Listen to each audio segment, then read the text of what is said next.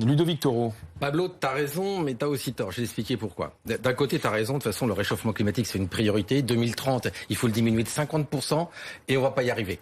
Et on va pas y arriver très clairement. Donc, 50% quoi. C'est-à-dire le CO2. Parce que le CO2, ça fait en fait, ça monte et ça, la chaleur redescend. Et donc, en 2030, on aura plus 1,5 degré. En plus, si on ne fait rien, si on n'enlève pas 50%. Tu as raison, parce qu'en fait, tu vois, l'Amazonie, tout ce qu'on détruit, c'est pour faire de l'élevage, en fait. Tout simplement, 95%. Donc, en effet, il faut diminuer absolument. Mais les chiffres sont pas très bons. En fait, c'est le troisième producteur, en fait, de CO2, l'élevage, à peu près à 17% au niveau de la France et au niveau globalement mondial. Maintenant, attention à ce qu'on dit par rapport à la viande. La viande, il y a du fer dedans, d'accord? Et c'est ça ce qui est important. Les enfants ont besoin du fer. Sauf qu'il y a deux sortes de fer. Il y a celui que tu trouves dans la viande, qui est du fer qui pénètre beaucoup plus dans l'organisme, parce qu'il est avec une protéine métallique, et tu as le fer dans les végétaux qui rentre beaucoup moins. Le fer, c'est des globules rouges, c'est de l'oxygène. Les enfants ont besoin de cela pour grandir. Ça, c'est acté. Là, je pense qu'on part toujours pareil dans un excès. Et plus on fera de l'excès, et moins ça marchera. Mais d'un côté médical... Mais on propose pas... Enfin, la proposition, c'est pas que tout le monde devienne végétarien, encore une fois. Je suis d'accord. On mange moins de viande. Oui, mais on peut pas demander à un enfant, est-ce que tu veux ça ou ça? Il a besoin de se faire d'origine... On peut pas décréter. On doit manger il a besoin de se faire d'origine animale, c'est médicalement prouvé, parce que l'autre fer il pénètre pas. Mais pas à tous les repas, on est bien d'accord. Oui, mais alors quelle est la bonne quantité? Justement, je vous réponds. Voilà. Moi, dans ma ville, il y en a un repas végétarien, un repas poisson, on est à 3 viandes. Il faut sûrement évoluer, mais pas surtout censurer, comme tu dis, la viande, on arrête. Non, on n'arrête pas, on continue, parce que c'est indispensable à la croissance des enfants et des adolescents. Mais tu as totalement raison, ce que tu dis. J'ai la chance d'avoir une cuisine centrale où il y a un chef. En tant que maire.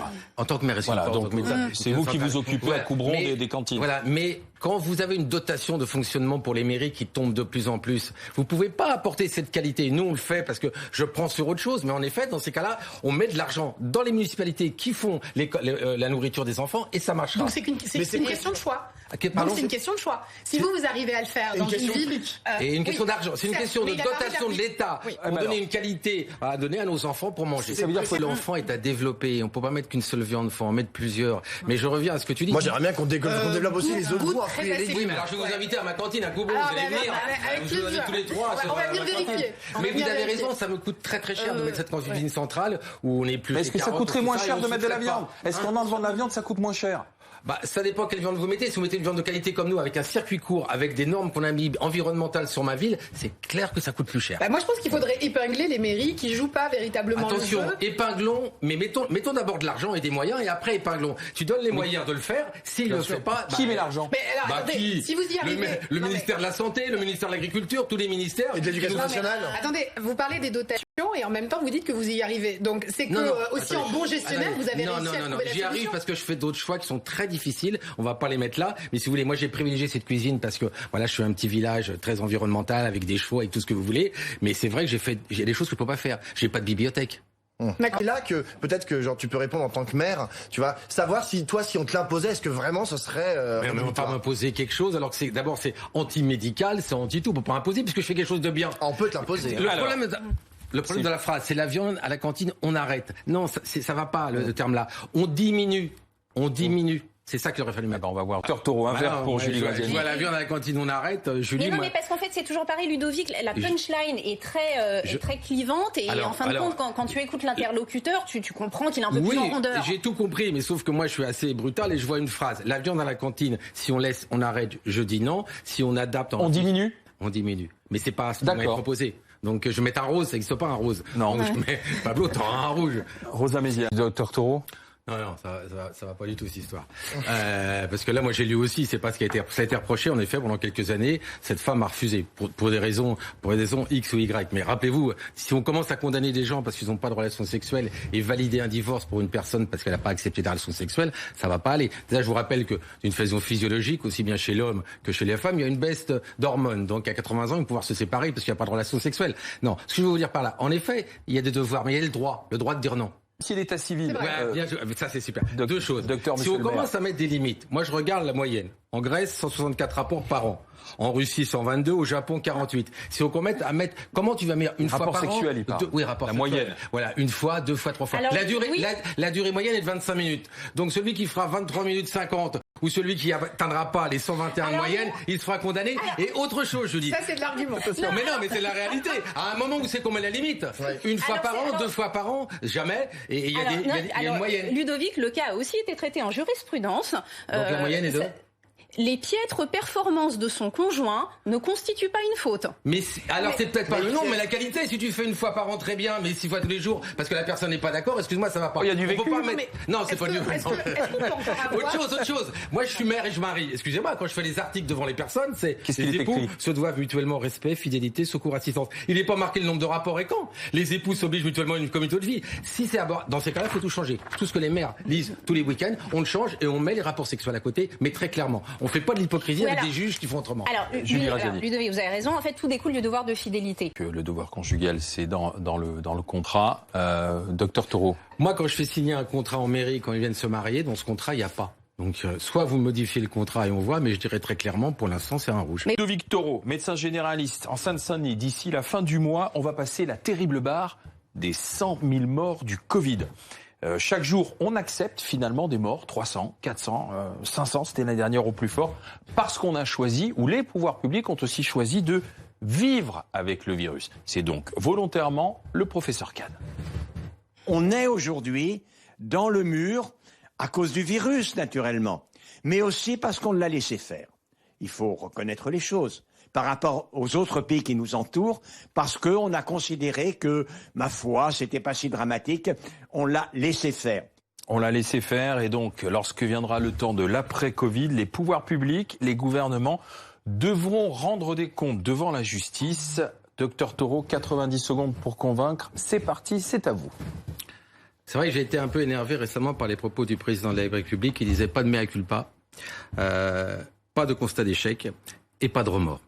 Moi, ça me gêne un peu par rapport aux 2 millions de soignants, par rapport à la population et ce qu'ils vivent aujourd'hui. À un moment, n'importe qui d'entre nous doit se remettre en question. En fait, il est sous un statut d'immunité qui vient depuis très longtemps, depuis la monarchie, parce que le roi a toujours raison et fait tout bien. Eh ben, je regrette, moi, si j'avais le président en face de moi, je lui poserais des questions parce qu'il faut qu'il me réponde. Moi, en tant que maire, je peux aller au pénal quand je prends des décisions. Je suis un élu. Lui, c'est un élu aussi de la République. Et parce que l'élu de la République, il n'aurait même pas à répondre, à rendre des comptes. Ses ministres le font au niveau de la Cour de justice de la République. Lui, il le fait pas. Mais c'est lui qui gouverne. On sait bien que c'est très centralisé et c'est lui qui décide. J'aurais des questions à lui poser. Oui, monsieur le président. Vous avez bien dit, votre gouvernement, que les masques servaient à rien. Vous pouvez me dire s'il y a un mea culpa ? Oui, monsieur le président, il y a eu des problèmes sur les tests et on a mis du temps. Il n'y a pas un problème. Oui, monsieur le président, vous n'avez pas écouté monsieur Delfrécy qui disait de tout confiner à partir du premier... Oui, je veux vous entendre pour tout ça. Je veux vous entendre pourquoi il n'y a pas de tests salivaires mis à disposition. Je veux entendre tous ces gens qui arrivent en réanimation aujourd'hui que bientôt on va trier. Oui, vous devez répondre, monsieur le président. Alors c'est vrai, il y a un article, c'est l'article 223.6 du Code pénal, d'accord, qui dit que quand quelqu'un voit un péril, il doit tout mettre en place pour essayer de neutraliser ce péril. C'est pour ça qu'à la fois Agnès Buzyn, M. Véran ont été écoutés par la Cour de justice de la République. Et d'ailleurs, c'est moi qui ai porté plainte et je leur ferai s'il faut, parce que quand on nous a dit en mars que les masques ne servaient à rien, il y a un mea culpa à faire, je suis désolé. D'accord ou pas, le président de la République devra rendre des comptes, Rosa Méziane ? Alors, je crois qu'il faut commencer par dire que je ne sais pas ce qu'auraient fait d'autres gouvernements à la tête de ce pays et la situation a été très complexe et inédite. Mais pour autant, force est de constater maintenant, avec le recul d'un an, qu'on a eu d'innombrables erreurs, effectivement, qu'on a du mal à comprendre. Moi, je crois que les Français aujourd'hui sont fatigués, même des personnes qui sont relativement privilégiées, qui vivent dans des appartements assez grands, qui ont la capacité de bouger un petit peu, en ont ras la casquette pour vraiment être poli. Et je crois qu'on ne mesure pas suffisamment l'impact psychologique et surtout économique qui va arriver dans quelques années. Et je crois que forcément les décisions n'ont pas été bonnes. Quand on commence à... Est-ce que pour autant ça doit aller devant une Cour de justice de la République ? Est-ce que ça doit aller au pénal ? On peut pas, de toute façon, c'est pas possible. Non, mais après... Non, mais je crois que la meilleure justice qu'on peut avoir à faire, c'est... il y a bien eu le procès du sang. Non, mais ce que je veux dire, c'est qu'il y a bien eu le procès du sang contaminé aussi. Donc il y a un moment donné, Emmanuel Macron, il va être comptable de son bilan. Et donc, non, mais il sera comptable devant les Français quand il souhaitera. S'il n'est plus président de la République, Emmanuel Macron, il peut y avoir une plainte. Non, parce que je crois qu'un bon nombre de décisions sont faites sur un conseil de défense même. Donc, je ne crois pas qu'un certain nombre d'échanges pourront mettre en porte-à-faux le gouvernement. Donc même si la crise est inédite, je crois que bien sûr qu'ils devront rendre des comptes. Alors là, il veut pas faire de mea culpa, il veut pas être dans une forme de repentance. Pourquoi pas? Mais c'est quoi la sortie là en fait? Parce que moi je veux bien qu'il ne s'excuse pas à partir du moment où il a rebraqué et qu'on commence à voir le bout du tunnel. Mais là, le bout du tunnel, on ne le voit pas. On a un espèce de confinement strict qui nous pend au nez, mais on ne sait pas quand est-ce que ça va arriver. Enfin, les gens en ont ras-le-bol. Oui, le problème qu'il y a, c'est que c'est vrai que tu me dis peut-être qu'un gouvernement n'aurait pas fait mieux, mais c'est cette autosatisfaction permanente qui disent qu'on gère tout bien, qu'il n'y a pas de médecin et pas d'erreur, alors que les soignants s'en rendent compte tous les jours et les citoyens. C'est ce décalage avec une parole présidentielle et ce que nous vivons au quotidien. Dire qu'on s'est trompé, c'est pas une honte, c'est construire la réussite. L'échec, il y en a. On se dit voilà, on a échoué, on va faire mieux. Mais non, c'est tout le temps, on est mieux. Bah désolé, sur le terrain, vous n'êtes pas les meilleurs. Ce qui est insupportable au plus haut point, en fait, c'est qu'ils noient absolument tout leur argumentaire qui, dans une certaine mesure, pourrait être relativement intéressant sous une communication mais pléthorique qui part dans tous les sens et c'est absolument insupportable. Lorsqu'on écoute une conférence de presse ou une allocution de Jean Castex, mais je vous jure, on sait très bien, nous on attend tous qu'ils nous disent est-ce qu'on va être confiné, comment on va être confiné, à quelle heure va être le couvre-feu et il faut attendre 25 minutes où il s'auto-congratule, où il dit voilà tout ce qu'on a fait la semaine dernière, les semaines passées, c'était absolument génial, c'est absolument insupportable. Et en plus, alors là, Emmanuel Macron, il a fait une allocution là en sortant du Conseil européen là. Il a sorti des petites pages là où il montrait des petites courbes. Il sortait des dizaines de chiffres comme ça à la minute. C'est absolument tout ça pour ne pas rendre des comptes sur les questions précises qui lui sont posées. Bon, enfin, c'était pas très compliqué. Il y avait un graphique avec une abscisse, une ordonnée et une courbe. Exactement. On est absolument d'accord. C'était pas très compliqué. Et on est demandeur de ça en fait. On est demandeur d'informations. On est demandeur de ces conférences de presse hebdomadaires. Je sais pas. Les gens. Moi, j'ai l'impression que maintenant sur la question de Ludovic, plutôt sur l'affirmation de Ludovic, non. D'abord, il vous a pas échappé qu'on est dans un univers où plus on s'excuse, plus on reprend des coups, parce qu'aujourd'hui l'excuse est considérée comme un aveu de faiblesse, comme la preuve qu'on a eu tort. Et donc, non mais qui a dit ça? C'est notre culture aujourd'hui. N'importe quoi. C'est notre culture qui l'a décrété. Emmanuel Macron l'a peut-être décrété, mais pas nous. Son absence de mea culpa, c'était pas sur toute la séquence depuis l'année dernière, c'était sur est-ce que vous auriez dû prendre la décision de confiner à fin janvier. C'est là-dessus qu'il a répondu. Et enfin, je vais encore faire du droit, mais là vous confondez l'erreur et la faute. La faute, elle est sanctionnable, il faut rendre des comptes de la faute. Comment on distingue l'erreur et la faute, Ludovic? Alors, l'erreur, c'est ce que chacun d'entre nous peut faire dans une situation imprévue, non maîtrisée, avec des paramètres et des variables qui changent constamment, y compris l'avis des spécialistes. Autrement dit, c'est la situation de l'épidémie. La faute est celle qui est sanctionnable, et c'est la seule qui est sanctionnable, c'est ce que quelqu'un de raisonnablement formé pour la tâche qu'il doit accomplir se dispense de faire dans une situation où une autre personne aussi concentrée, formée que lui, aurait agi différemment. Donc l'erreur et la faute, c'est pas pareil. Si vous assimilez les deux constamment, erreur et faute, vous savez ce qui va se passer? Vous aurez plus de responsabilité politique. Enfin, nous, les maires, personne ne voudra gérer une situation et se retrouver systématiquement au pénal à devoir expliquer. Les maires, ils vont. Alors là, sur le virus, a-t-on commis des erreurs ou a-t-on commis des fautes? Parce que pour Ludovic Toros, ce sont des fautes. Non, il faudra répondre. Ils ont commis des erreurs. Non, alors je regrette. Excuse-moi. Pas des fautes. La Cour de justice de la République a validé les plaintes qui ont été portées par rapport au fait, tout simplement, qui disait que les masques ne servaient à rien. Les masques ne servaient à rien. C'est une faute majeure en termes de lutte contre... Ils n'étaient pas les seuls à le dire. Mais c'est pas moi. Vous avez entendu les experts et les épidémiologistes arrête. à l'époque. Je vais répondre à ta question. Je vais te répondre. Je vais répondre. Le même jour où Agnès Buzyn l'a dit, tu allais sur le ministère de la Santé et il était marqué en gros, le meilleur moyen de se protéger contre une pandémie d'origine buccale, c'est le masque. C'était marqué le même jour où il nous disait que ça servait à rien. Donc s'il te plaît. Alors, sur les vaccins, il y a des erreurs, mais pas de faute. Mais oui, mais si vous voulez, je parle du masque parce que ça a été retenu par la Cour de justice. Il y a une faute majeure, il y a une faute majeure sur les vaccins. Non, il y a une faute sur les vaccins, il y a une faute majeure, c'est de ne pas se battre pour l'ouverture des brevets. Je l'ai déjà dit ici la semaine dernière, mais c'est la faute majeure, c'est ça qui organise la pénurie. J'ai vu la semaine dernière que c'était un problème de production, c'était pas un problème de brevet. Maintenant, il faut arrêter d'inventer des vaccins. Mais c'est tout à fait faux. Allez en parler, va en parler aux Indiens, va en parler aux Sud-Africains, va en parler à absolument. Oui, il y a 120 pays dans le monde.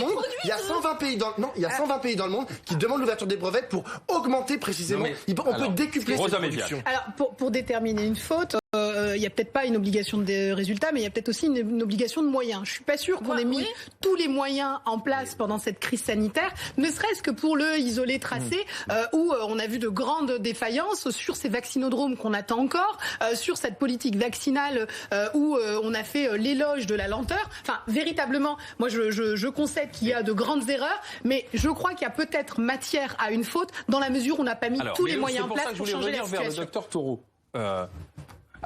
Est-ce que pour vous, du coup, rendre des comptes, c'est juste expliquer je me suis trompé, ou c'est rendre des comptes et à ce moment-là, il faudra enclencher la machine de la Cour de justice de la République et la machine judiciaire. C'est ça que je voudrais comprendre. Rendre des comptes, c'est accepter de dire qu'il y a eu des erreurs et qu'on s'est trompé des fois. Mais ça coûte quoi? C'est ça qu'on attend.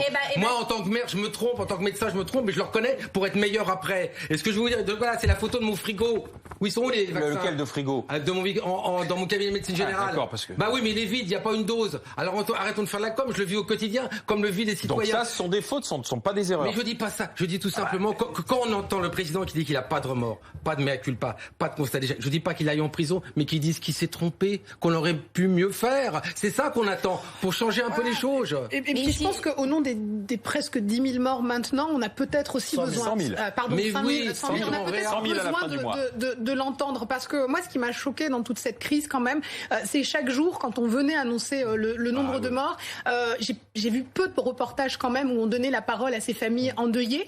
Et je crois qu'on est un peu dans une fabrication d'amnésie, en fait, d'un traumatisme. Il y a beaucoup de familles qui en ont souffert, beaucoup de proches qui sont touchés. Non, mais fallait l'écouter quand même sur BFM, où il s'auto-congratule. Aujourd'hui, on va bientôt arriver à 5000 personnes en réanimation. 5000 personnes en réanimation. Il nous congratulait aussi. Il disait les Français, vous avez été formidables, vous avez fait tout ce tout ce qu'il fallait. Non, mais il s'est surtout, il s'est congratulé lui-même. Il disait, oh, les vaccins vont arriver. C'est peut-être le porte-parole du gouvernement. Pablo, Rose, Julie. Parce que la manière dont Ludovic Toro, dont le docteur Toro nous dit, il faut rendre des comptes, c'est-à-dire j'attends quand même qu'il reconnaisse ses erreurs. Seulement, le président de la République, il y a toute une chaîne quand même en dessous. Il y a une chaîne qui s'appelle la Direction Générale de la Santé, les agences régionales de la santé. Il y a toute une chaîne administrative. Alors, est-ce que finalement, il est le seul comptable dans cette histoire? Moi, quand je suis élu, je suis maire de ma commune. Si les autres font une bêtise, je vais assumer parce que c'est moi qui ai choisi ces gens-là qui sont à leur place. D'accord, c'est clair. Donc oui, c'est peut-être plus facile quand on est maire de Coubron, quand on est à la tête de la haute administration. Parce que moi, maire de Coubron, je suis seul sur le terrain. Et si je vous raconte la journée, plus non, mais justement. Donc on n'arrête pas. Moi, ce que je veux dire par là, c'est quand je dis rendre des comptes. Mais tout le monde, les citoyens, ils ont dit qu'ils sont à 70% à dire que ça a été mal géré. Ils pourraient tous parler, les citoyens, et dire ils ont vu les chiffres, ils ont vu les choses, ils ont vu le conseil de Frécy qu'ils fallait fermer. Et voilà. Et de toute façon. Là, on va fermer bientôt. Et le problème, c'est qu'aujourd'hui, on déprogramme à 90% dans les hôpitaux. Si c'est pas des erreurs médicales majeures, qu'est-ce que c'est? Donc, s'il y a des déprogrammations et des morts à cause des déprogrammations ou des pathologies qui se réveilleront plus tard, c'est l'État et c'est le président de la République. Mais écoutez-moi, et le gouvernement qui en est comptable. Le directeur général de la santé, il y a un mois, nous dit, dans une semaine, vous avez tous des tests salivaires. Ils sont où les tests salivaires? C'est ça que je reproche. C'est qu'arrêtez de nous raconter des choses qui ne marchent pas. Sur les terrains, on les a pas. Les vaccins, je les ai pas. Voilà, c'est tout. Il nous faut de la vérité. Et aujourd'hui, les gens se rendent compte qu'il manque de vérité, de clarté pour pouvoir avancer ensemble. Eh ben, la discussion prend fin. Voyons ce que nos trois débatteurs ont pensé de la prise de position du docteur Toro. D'une manière ou d'une autre, le président de la République doit rendre des comptes. Rosa Méziane, d'accord avec le docteur Toro? D'une manière ou d'une autre, hein? Pénal, oui, je suis peut-être pas pénal, mais parce que je suis pas sûr que ce soit possible, mais au moins d'expliquer les choses, de venir reconnaître aussi un certain nombre d'erreurs, voire de fautes. Moi, je me satisfais pas qu'on soit venu nous dire qu'on était exemplaire. Je crois qu'il faut à un moment donné expliquer que on n'a pas été suffisamment suffisant dans toute cette période. Donc oui, on doit rendre des comptes. Pablo. Ouais, j'espère que les Français lui demanderont des comptes l'année prochaine lorsqu'il va se représenter. Ça, c'est la première chose. Mais j'espère aussi que les soignants, que tout le personnel soignant des hôpitaux, mais aussi que, par exemple, tout le corps enseignant aussi qui souffre énormément de cette crise, le secteur de la culture, tous ces gens-là iront aussi demander des comptes à Macron pendant la campagne de 2022. Julie Graziani. Non, moi je mets un rouge parce que j'ai discerné une menace dans l'affirmation. Si rendre des comptes, c'est expliquer pourquoi telle ou telle chose n'a pas marché en raison de telle ou telle circonstance, ils le font déjà, ils le font toutes les semaines et vous vous plaignez qu'ils le fassent trop. Si rendre des comptes, ça veut dire être traduit devant la Cour de justice pour des fautes, non, je suis pas d'accord. Et si on demande aux responsables politiques de battre leur coulpe toutes les semaines parce que quelque chose ne marche pas, à ce moment-là, faut aller au bout de la logique et il faut démissionner. Écoute, ce qui est pas possible. Alors, on y va sur... Et au fond, la seule manière de rendre des comptes, en effet, c'est au moment de l'élection. Regardons le sondage Express que nous avons posté sur Twitter. Crise du Covid, Emmanuel Macron doit-il rendre des comptes? C'est un oui à 83%. Ceux qui suivent, qui va vous convaincre, vous ont entendu. Monsieur le maire, cher docteur. On va terminer. On peut les tenir. L'important, c'est plus de lutter de manière globale que de s'acharner sur ce genre de réunion. Oui, mais il y a des messages médiatiques qui sont importants et qui peuvent faire encore plus mal que ce qu'on voulait. Tu as raison, il faut progresser sur la discrimination. On a eu l'UNEF qui nous dit, nous on les invite pas. Là, il y a Audrey Pulvar qui est quand même dans une interview pour la région, c'est pour ce prêt, qui nous dit très clairement, moi à la limite, ils peuvent venir mais ils parlent pas. Mais le message est catastrophique parce que bien au contraire, on doit être là. On est tous pareils. Un problème, il est collectif et il sera d'une façon collective et jamais d'une façon marginale. Tu es là, mais tu écoutes. Mais tu écoutes les personnes. Non, je suis citoyen. Je suis citoyen et je dois donner mon expérience, mon vécu parce qu'on l'a tous vécu à un moment ou un autre. Et on apporte. Non, t'as pas vécu la discrimination de couleur. Enfin, en tant que personne blanche, on n'a jamais vécu de discrimination en fonction de notre couleur de peau. Je suis vraiment désolé. Mon père, quand il est arrivé, parce que je l'ai vécu aussi d'Italie, d'accord. Et les Italiens qui sont venus, ils pouvaient pas rentrer dans les bars. C'était interdit aux Italiens. Mais voilà. On ne fasse pas. Maintenant, je te dis, si on continue à pas se parler ensemble, à refuser tout problème parce qu'il est propre à celui-là, et comme moi je suis pas comme celui-là, je n'en parle pas, c'est une erreur. Parce qu'on doit être tous ensemble pour régler le problème. Et pas interdire. Je viens, je m'assois, mais toi tu parles pas. Si j'ai une idée, moi, en tant qu'élu, en tant que citoyen, je l'ai vécu, je veux vous parler. Mais tu peux la donner, il y a d'autres espaces en fait pour ce dialogue-là. Mais les espaces de liberté sont propres partout en France. Il n'y a pas des endroits où on pourrait parler et d'autres où on n'aurait pas le droit de parler. Ça n'existe pas. Égalité, liberté, fraternité, c'est là-dessus qu'on construira la République. Non mais est-ce que